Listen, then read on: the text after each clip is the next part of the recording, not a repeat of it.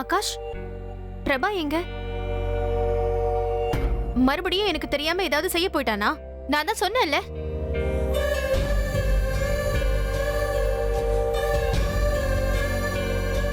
வந்துட்டியா? நல்லவேளை நீயே வந்துட்ட. இல்ல உன்னை தேடுறதுக்கு ஆள் அனுப்பலாம்னு நினைச்சிட்டு இருந்தேன். உங்க எல்லார்கிட்டயும் ஒன்னு சொல்லி ஆகணும். இங்க பாருங்க, நான்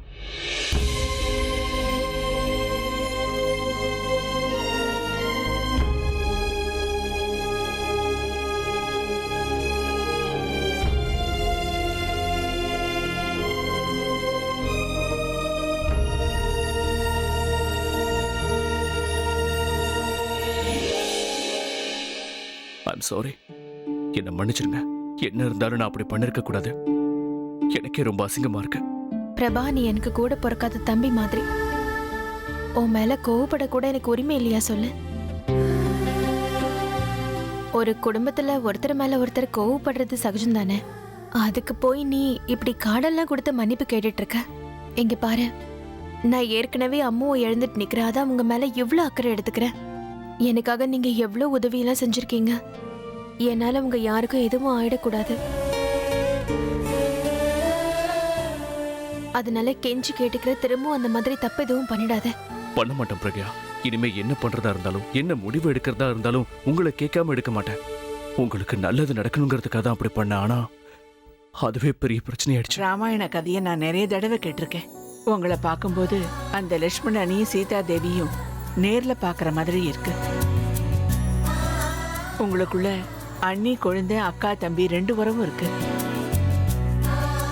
சரி சரி, இந்த சென்டிமெண்ட் சீன் இதோட போதும். இல்லைன்னா நான் அழ ஆரம்பிச்சிருவேன். பிரக்யா, இவ்வளவு நடந்ததுக்கு அப்புறம் அந்த தனு என்ன பண்ணுவான்னு நினைக்கிறேன்? அத பத்தியெல்லாம் இப்ப யோசிக்க நேரமே இல்ல. அவ ஏதாவது செய்யறதுக்கு முன்னாடி நாம ஏதாவது செஞ்சாகணும். ஏன்னா நேத்திக்கு நடந்த மாதிரி ஒரு தப்பு நடந்து அதுல நாம மாட்டிக்கிற நிலைமை வரவே கூடாது. நீ சொல்ல வர்றது எனக்கு புரியுதுமா. ஆகாஷும் பிரபாவும் நேத்து அங்க போயிருக்க கூடாதுதான். பரவாயில்ல விடு.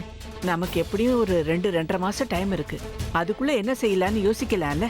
பிரக்யா, நம்ம கோர்ட்டுக்கு போய் எதுவும் பண்ண முடியாதா? ஜட்ஜு கிட்ட வலுவான ஆதாரம் எதையாவது காட்டி இந்த டிவோர்ஸ் கேஸ்ல ஸ்டே ஆர்டர் வாங்குறதுக்கு ஏன் நம்ம ட்ரை பண்ண கூடாது? ஸ்டே ஆர்டர் வாங்கணும்னா ஒண்ணு நான் எல்லாம் அவர்தான் ரெக்வஸ்ட் பண்ணி ஆகணும். ஆனா டிவோர்ஸ் வேணும்னு நானே சைன் பண்ணி கொடுத்துருக்கனே. இப்போ அதுக்கு அகைன்ஸ்டா நானே போக முடியாது. அண்ணி, நாம எப்படி பண்ணக்கூடாது? நம்ம குடும்ப பண்டிதர் இருக்காரு இல்லையா, அவருக்கு பணம் கொடுத்து 1 வருஷம் வரைக்கும் கல்யாணம் பண்ணக்கூடாதுன்னு சொல்ல வச்சிருவோம். சிம்பிள். ஆகாஷ் தனு நல்ல முகூர்த்தத்துக்காகலாம் வெயிட் பண்ணிட்டு இருக்க மாட்டா. என்னைக்கு டிவோர்ஸ் கிடைக்குதோ அதுக்கு அடுத்த நாளே இவரை கல்யாணம் பண்ணிப்பா. கரெக்டா சொன்னேன். அது அமாவாசையா இருந்தாலும் அவ கவலைப்படவே மாட்டா. எதுவா இருந்தாலும் இப்ப அதை பத்தி யோசிக்க வேண்டாம். நாளைக்கு காலையில பேசி அடுத்து என்ன பண்றதுன்னு முடிவு பண்ணிக்கலாம். சரி. பிரக்யா மேம், தனு மேம் உங்க ரூம்ல இருக்காங்க. உங்களை உடனே வர சொன்னாங்க. தனு ஏ ரூம்ல என்ன பண்ணிட்டு இருக்கா? தெரியல மேம், உங்களை கூப்பிட சொல்லி என்கிட்ட சொன்னாங்க.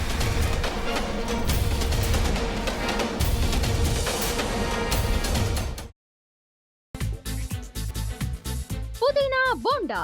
தேவையான பொருட்கள்: புதினா 1 கட்டு, பாசிப்பருப்பு 100 கிராம், துவரம் பருப்பு 50 கிராம், உளுத்தம் பருப்பு 2 தேக்கரண்டி, கடலை பருப்பு 2 தேக்கரண்டி, பச்சை மிளகாய் 2, இஞ்சி சிறு துண்டு, தேங்காய் துருவல் 1 கப், சீரகம் 1 தேக்கரண்டி, எண்ணெய் தேவையான அளவு, உப்பு தேவையான அளவு.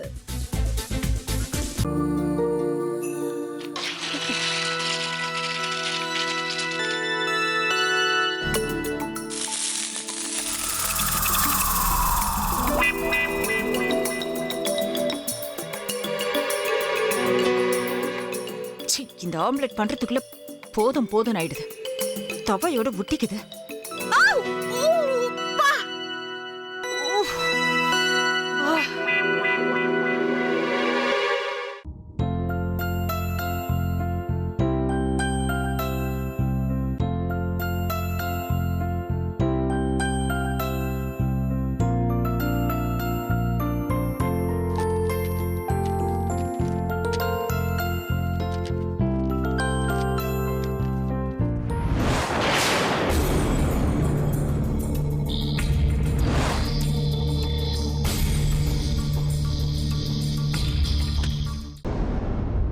அமிர்தா இப்ப என்ன பண்ணிக்கிட்டு இருப்பாங்க? நாளைக்கு எல்லாரும் சேர்ந்து அவங்க வீட்டுல பொண்ணு கேட்கறதுக்காக போறோம். என்ன மாதிரி அவங்களும் ரொம்ப எக்ஸைட்டா இருப்பாங்களோ? ஆ, அதான் ஃபோன் நம்பர் இருக்கே, ஃபோன் பண்ணி கேட்டுடலாம்.